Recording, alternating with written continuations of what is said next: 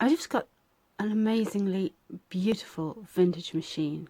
I bought it from a friend, and although I've got the manual, I haven't been able to find anything about it when I've searched online. It's called a Pinnock Deluxe built-in cam zigzag sewing machine. I'll show the manual here. With automatic built-in buttonhole, decorative pattern and blind stitches, which is quite a good array of functions for a machine this age.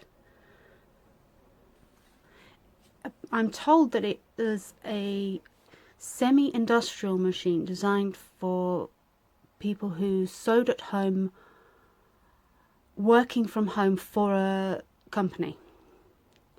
So instead of working in the factory, they'd be taking the work home, doing it at home. So it can do the industrial functions, but it's not as big and heavy and taking up as much space as an industrial machine.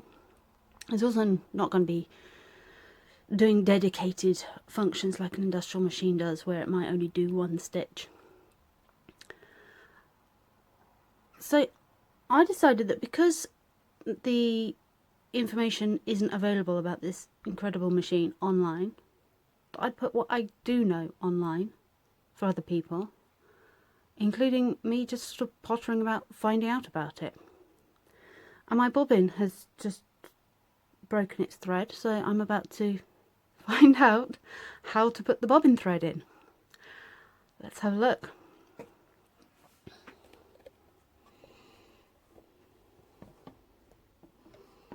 Let's see if I can get my camera to stay still first. Try putting on that. Okay, so as you can see, it's a front-facing bobbin, but you have a... Go in there. There we go. But you have a sliding cover that comes out, and then you go into there. So I've pulled this part out to get in there. This is loose. Okay, that's interesting. I hadn't realised that. I'm going to open up the manual. Have a look. Bobbin case. Winding the bobbin, threading the bobbin case. We start on page 8.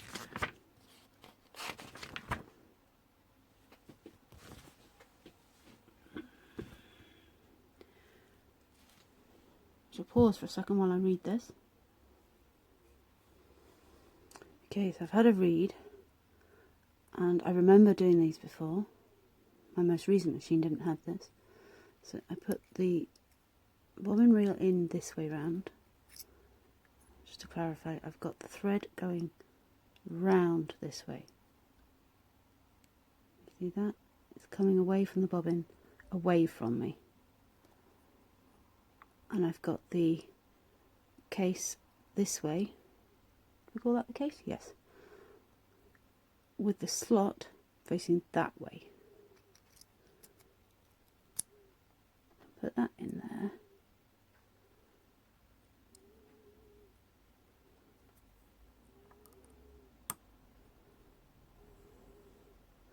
And this is the same type of bobbin case as a basic machine has. My recent one had a top loading bobbin. I'm just reminding myself how to do this.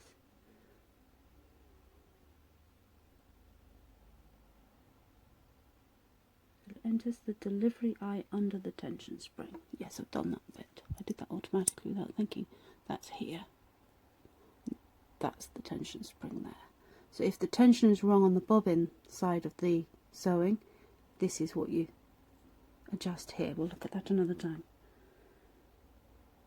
There should be a slight tension on the thread as it is pulled through the delivery eye, and the bobbin should unwind freely. So let's check. Yes, I can feel that. I go back a page, I think, to find how I put it back in.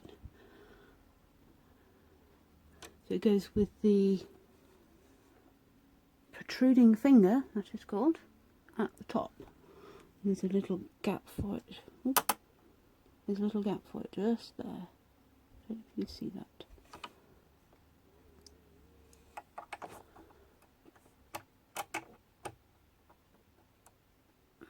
Not the easiest thing to do when I'm watching myself on the screen rather than actually watching myself.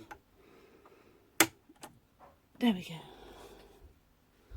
So you get having the camera in the way.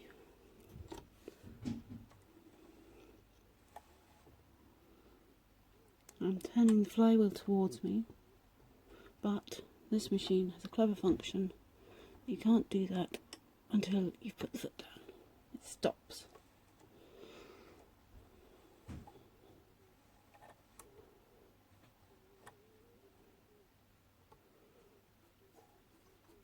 I tend to not use my fingers here.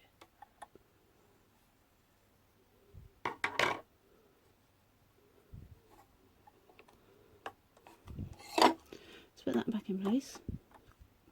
Oh, that's not really worked, has it? It didn't need to come out in the first place.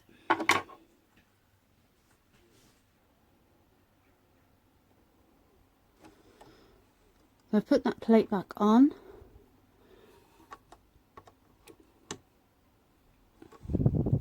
I still forgot to put the foot down.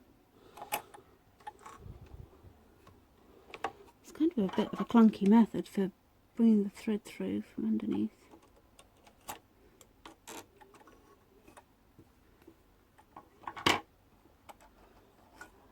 I've got something better for pulling that through with.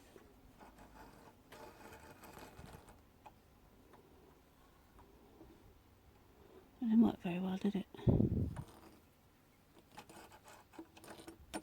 There we go.